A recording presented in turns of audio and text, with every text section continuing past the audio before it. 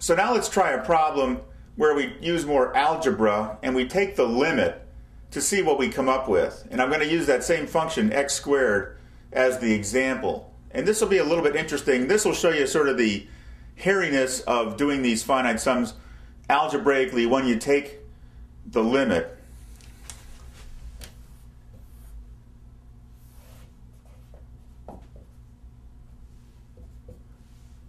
So here's y equals x squared.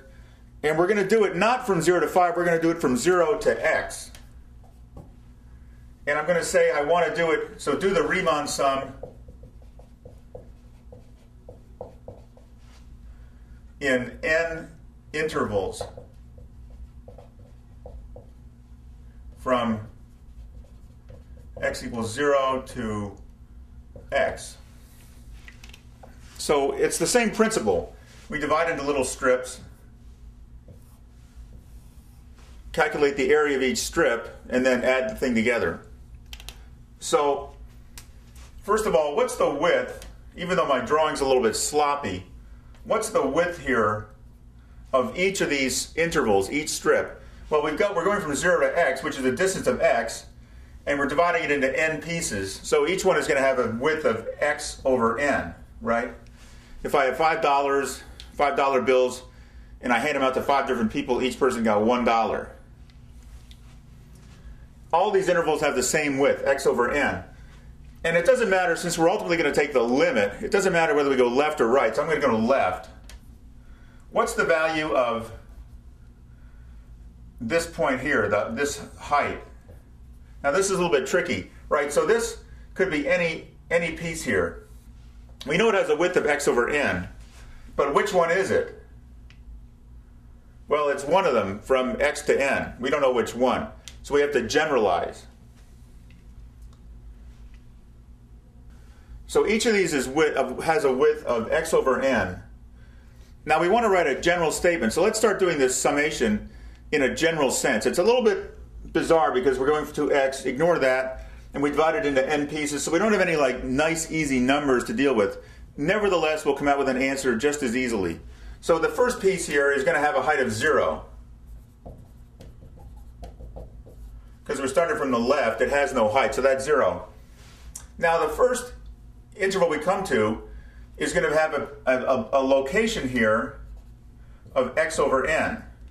Now what's the location going to be here? Well, it's not the first one, it's the second one, so this is going to be 2x over n. And what's this one here? 3x over n, and so on, all the way out to nx over n, which is obviously just x. So we have 0, and then we're going to say plus the left hand, so x over n squared, right, because we have the function squared,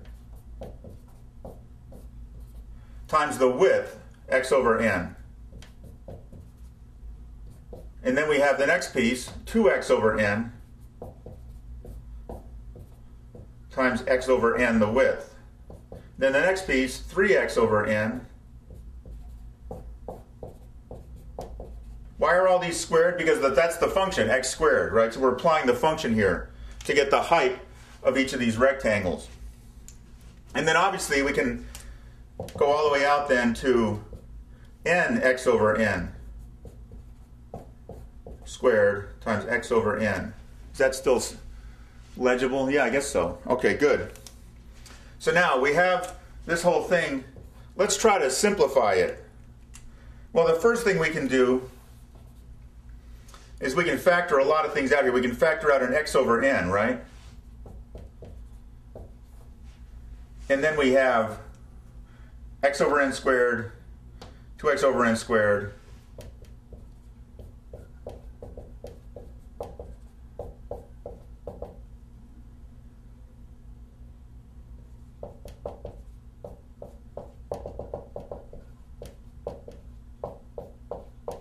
now there's a lot of other things that we can factor out here. All these x over n squareds, right? So we actually have x over n, this one, times another x over n squared.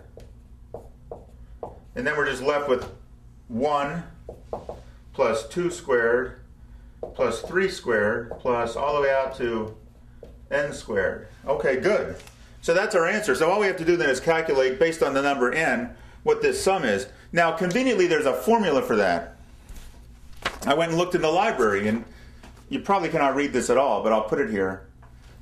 There's a formula for all these different squares. And I'm just going to write this formula up here. The sum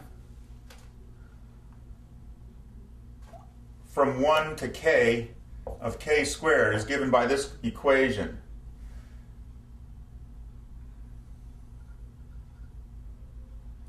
K times k plus 1 times 2k plus 1 over 6. So we're going to employ this formula. We can substitute it in here, right? So this gives us then, x over n times x over n squared is what? X cubed over n cubed. And here then we have times n times n plus 1 times 2n plus 1 over 6. So that's a general formula. However accurate you want to be, you just let n be a higher number. So you slice it into smaller and smaller pieces and then run the calculation. Now I'm going to erase this math here because I want a little bit more blackboard space. So give me a second. So now all this time that you spent at the beginning of the year doing these, what otherwise appeared to be limit problems from outer space, now maybe has a purpose, because we're going to take the limit. If we want to get super accurate, in fact exact, all we need to do is let n get bigger and bigger, and in fact we'll let n go to what? An infinite number of levels. And then we'll get the answer, the exact answer. So let's do that now. So I'm just going to rewrite this over, kind of continue up here. So we have x cubed over n cubed. Now let's notice when we expand this thing, we have a 6 down here too, right? Notice when we expand this thing, we have n times n plus 1 times 2n plus 1. So let's do it in pieces. So we have n plus 1 times 2n plus 1. So we have 2n squared plus n plus 2n, so plus 3n plus 1, right? That's just multiplying out this polynomial multiplication. But we have an n cubed in the bottom.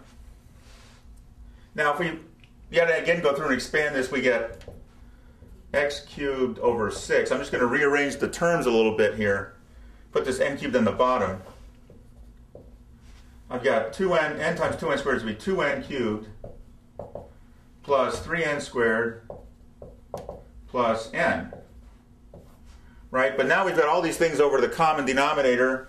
It's the same as saying x cubed over 6 times 2n cubed over n cubed is 2 plus 3n squared over n cubed is going to be 3 over n plus 1 over n squared.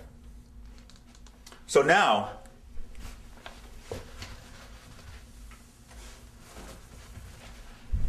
the conclusion, I think this is actually a little bit exciting. So now what happens when we take the limit? So the exact area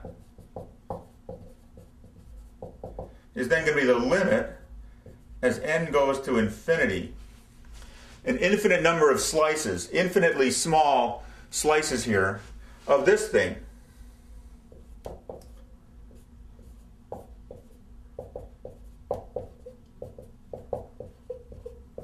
But now look, as n goes to an infinity, and n in the denominator becomes a smaller and smaller number, right? 1/4 is smaller than 1/2. 1/8 is smaller than 1/4. So in the limit of n goes to infinity, this goes to 0. And n squared, obviously even faster, goes to 0. So we're just left with 2x cubed over 6, which is the same as x cubed over 3. Voila! Now as you study integration, the first thing they teach you is how to integrate a polynomial, and it's the x to the n plus 1 over n plus 1. Here we started with x squared, and lo and behold, we get x cubed over 3. Now here's the interesting thing. I've got the sum of the formulas here all the way up to 10. So if we had x cubed, x to the 4th, x to the 5th, we would end up with these powers here in that same equation, but it was just going to be, instead of having n squared, 1 plus 2 squared plus 3 squared plus 4 squared, we would have 1 plus 2 cubed plus 3 cubed, or the 4th. And in each case, the formulas get more and more complicated but because you're taking the limit, the first term, when you divide them by the denominator, always gives you that n plus 1 over n plus 1 formula, just like we got from x squared, we got x cubed over 3. I think that's kind of interesting. Okay, so hopefully this has helped to demystify where integration comes from as far as calculating an infinite, a finite area sum, and then taking the limit, making each strip smaller and smaller to get the exact answer, and also demystifies the whole question of what is a Riemann sum and our effort to stop the torture of calculus students. Okay, good luck. And send us an email if you have any questions or you have other problems you want solved.